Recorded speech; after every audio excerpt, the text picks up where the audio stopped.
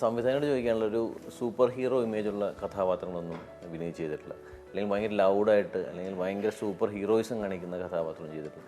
വളരെ സോഫ്റ്റായിട്ട് സട്ടിലായിട്ടുള്ള കഥാപാത്രങ്ങൾ, പിന്നെ റൊമാൻറ്റിക് ആയിട്ടുള്ള കഥാപാത്രങ്ങൾ. അങ്ങനെ ഒരു വ്യക്തിയെ തന്നെയായിരുന്നു ഈ സിനിമയ്ക്ക് വേണ്ടത്. തീർച്ചയായിട്ടും ചോദ്യത്തിൽ തന്നെ ഉത്തരവുണ്ട്. ഈ ഒരു സൂപ്പർ സ്റ്റാറിനെ കൊണ്ടുവച്ചാൽ ഇവൻ എന്നെ കണ്ടു കഴിഞ്ഞാൽ തോന്നുന്നില്ല ഇവൻ പറപ്പിക്കുമോ,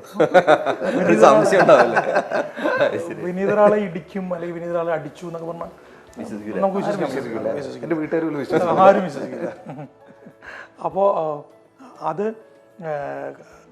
അതാണ് ഒരു പ്രധാനപ്പെട്ട കാര്യം. പിന്നെ ഒന്ന്, ഈ ഒരു കഥാപാത്രത്തിന് 4 കാലഘട്ടങ്ങളുണ്ട്. ഒരു 17 വയസ്സുള്ള വിനീതുണ്ട്, എബിയുണ്ട്. പിന്നെ 20-22 വയസ്സുള്ള എബിയുണ്ട്, 26-27 വയസ്സുള്ള എബിയുണ്ട്. സിനിമ തീരുന്നത് 30-32 വയസ്സുള്ള വിനീതിൻ്റെ ഈ പ്രായത്തിലുള്ള ഏതാണ്ട് ഇതേ കയറ്റമുള്ള മുടി മാത്രം കുറച്ച് അങ്ങനെ വിനീതമുള്ള. അപ്പം ഈ 4 കാലഘട്ടങ്ങളിലൂടെ കടന്നു പോകുന്ന കഥാപാത്രങ്ങളിലേക്കുള്ള ആ ഒരു വേഷപ്പകർച്ച എന്ന് നമ്മൾ പറയില്ലേ, ആ വേഷപ്പകർച്ചയ്ക്ക് നിലവിൽ ഏറ്റവും ആപ്റ്റായിട്ടുള്ള ഒരാളായിട്ട്, ഈ എബിക്ക് ആപ്റ്റായിട്ടുള്ള ആളായിട്ട് വിനീത് തന്നെയാണെന്നാണ് എനിക്ക് തോന്നിയത്. സന്തോഷ് ശശികാന്തത്തിനും ഉറപ്പുണ്ടായിരുന്നു. എനിക്കും എൻ്റെ മനസ്സിലുണ്ടായിരുന്ന എബി കുറച്ചുകൂടെ സട്ടിലായിരുന്നു. പക്ഷേ വിനീത് അതിന് ഭയങ്കര സെലിബ്രേഷനാണ്. എബി ശരിക്കും സെലിബ്രേറ്റ് ചെയ്യാണ്, അല്ലാണ്ട് എബിക്ക് സങ്കടങ്ങളൊന്നുമില്ല. എബിക്ക് കുട്ടിക്കാലത്തുണ്ടാവും ചെറിയ സങ്കടങ്ങൾ, നമുക്കാ സങ്കടമാവുക. എബിയുടെ അന്നത്തെ പ്രായം വെച്ചിട്ട് സിനിമ കാണുമ്പോൾ മനസ്സിലാവും, എബിയുടെ അന്നത്തെ ഒരു പ്രായവും അന്നത്തെ ഒരു എന്താ പറയുക മാനസികാവസ്ഥയും വെച്ചിട്ട് എബി അതിനെ കടക്കുന്നുണ്ട്. എബി പിന്നെ മുഴുവൻ സെലിബ്രേഷനാണ്. താങ്കളൊരു സംവിധായകൻ കൂടെയാണുള്ള ഒരു പ്രശ്നം എന്ന് പറഞ്ഞാൽ, അഭിനയിച്ച് കഴിയുമ്പോൾ പിന്നെ സംശയമായിരിക്കും ഇത് സംവിധായകൻ ഇഷ്ടപ്പെടുമോ. കാരണം താങ്കൾ എപ്പോഴെങ്കിലും അഭിനയിക്കുമ്പോൾ ഒരു സംവിധായകൻ്റെ ആംഗിളും കൂടെ ചിന്തിക്കുമോ? ഇല്ല, ഞാൻ മാക്സിമം അങ്ങനെ ചിന്തിക്കാണ്ടിരിക്കാൻ നോക്കും. പ്രത്യേകിച്ച് സെറ്റിലുള്ള ടെക്നിക്കലായിട്ടുള്ള കാര്യങ്ങളിലെ അതിലോട്ട് നമ്മുടെ ശ്രദ്ധ പോകാൻ പാടില്ല എന്നാണ് ഞാൻ വിചാരിക്കുന്നത്. കാരണം നമ്മളിത് ശ്രദ്ധിച്ചിട്ടില്ലെങ്കിൽ ഇതേ നമുക്ക് ശ്രദ്ധിക്കാനുള്ളൂ. നമുക്ക് ഒരു സംവിധായകനോട് വിശ്വാസം, എനിക്കൊരു സംവിധായകനോട് വിശ്വാസക്കുറവിൻ്റെ കാര്യമല്ല പറയുന്നത്. ഉള്ളിൻ്റെ ഉള്ളിൽ ഒരു സംവിധായകൻ എപ്പോഴും ഉണ്ടല്ലോ. അപ്പോൾ അഭിനയിച്ച് കഴിയുമ്പോൾ അവിടെ ഔട്ടിൽ പുള്ളി കണ്ടത് ശരിയായിരിക്കുമോ, ഞാൻ അഭിനയിച്ചത് ശരിയായിരിക്കുമോ എന്നുള്ളൊരു ടെൻഷൻ വരുമെന്നാണ്. ഞാൻ അങ്ങനെ ചിന്തിക്കാണ്ടിരിക്കാൻ നോക്കും മാക്സിമം. ചില സമയത്തൊക്കെ ചില തോട്ട് ഇങ്ങനെ വരും, അത് അപ്പം തന്നെ കട്ട് ചെയ്യും. കാരണം അല്ലെങ്കിൽ എനിക്ക് എൻ്റെ കാര്യം വൃത്തിയായിട്ട് ചെയ്യാൻ പറ്റില്ല.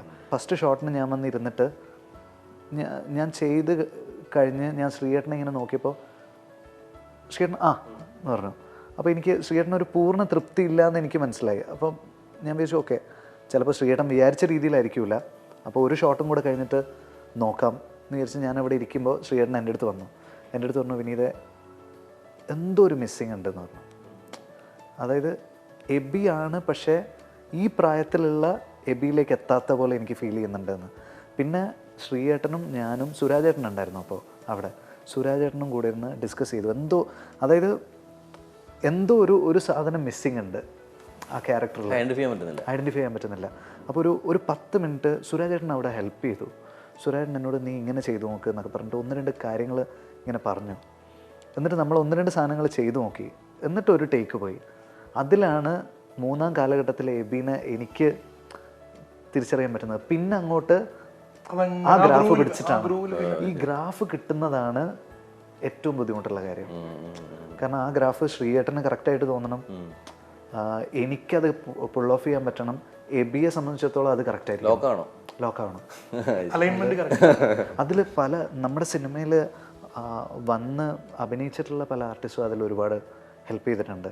പിന്നെ ഒരു ദിവസം ഷൂട്ട് തുടങ്ങുന്ന സമയത്ത് ഒരു ദിവസം ഹരീഷ് പേരാടി എന്ന് പറഞ്ഞ ആക്ടറില്ലേ, ഗംഭീര ആർട്ടിസ്റ്റാണ്. ഞാൻ ഫസ്റ്റ് ടൈമാണ് അദ്ദേഹത്തിനോട് വർക്ക് ചെയ്യുന്നത്. ഹരീഷ് ചേട്ടനുമായിട്ട് വർക്ക് ചെയ്തപ്പോൾ 2ാമത്തെ ദിവസം ഞങ്ങൾ വർക്ക് ചെയ്യുമ്പോൾ ഞാൻ ഹരീഷ് ചേട്ടൻ്റെ അടുത്ത് പറഞ്ഞു, ഹരീഷ് ചേട്ടൻ ഞാൻ ഫസ്റ്റ് ടൈമാണ് ഇങ്ങനെ ഒരു ക്യാരക്ടർ ചെയ്യുന്നത്, അപ്പോൾ ഞാൻ ഇന്ന സാധനമൊക്കെ ഇങ്ങനെ ട്രൈ ചെയ്യുന്നുണ്ട്, എന്തെങ്കിലും സജഷൻ ഉണ്ടെങ്കിൽ പറയണം എന്ന് പറഞ്ഞു.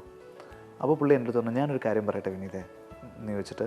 അപ്പം ഞാൻ ഈ എബി ഇങ്ങനെ നടക്കുമ്പോഴൊക്കെ ഇങ്ങനൊരു സാധനം ഇവനിങ്ങനെ അറിയാതെ വരുന്ന പോലൊരു സാധനം ശ്രീകാന്ത് ഏട്ടൻ പറഞ്ഞിട്ട് ഞാനിങ്ങനെ ആലോചിച്ചിരുന്നു.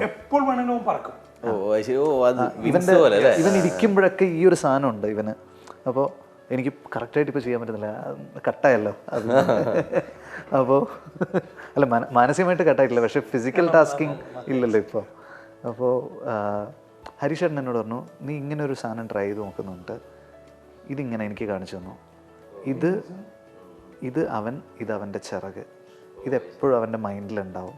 ഈ ഒരു സാധനം ഒന്ന് ട്രൈ ചെയ്ത് നോക്കുന്നുണ്ട്. ഞാൻ ഒരു ഹാഫ് ഡേ ഞാനിത് പ്രാക്ടീസ് ചെയ്തു. ഞാൻ അപ്പുറത്തൊക്കെ പോയി നടന്ന് ഞാൻ ഈ സാധനമൊക്കെ പ്രാക്ടീസ് ചെയ്തപ്പോൾ എനിക്കിത് വെറുതെ ഇങ്ങനെ കാണിക്കുന്നതിനേക്കാളും ഭയങ്കര ഇയാൾ ചെയ്യാൻ സാധ്യത, കാരണം ഇവൻ്റെ മനസ്സിൽ ഫുൾ ടൈം ഇതാണ്, ഫ്ലൈയിങ് ആണ്. അപ്പോൾ ഇവനിത് ചെയ്യാൻ സാധ്യതയുണ്ടെന്ന് ഫീൽ ചെയ്തു.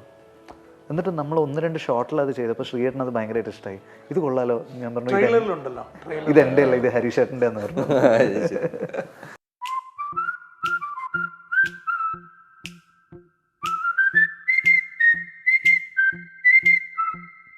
ഒന്നുറങ്ങി കൺതുറന്ന് മുന്നിലിന്ന് വരൂ പ്രഭാതാർക്കരശ്മി പോലെ,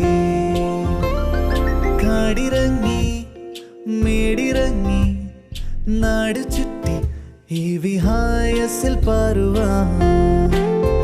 ഉണരു നീ, വിടരു നീ, തെളിയു നീ, ഉയരു നീ, വളരു നീ.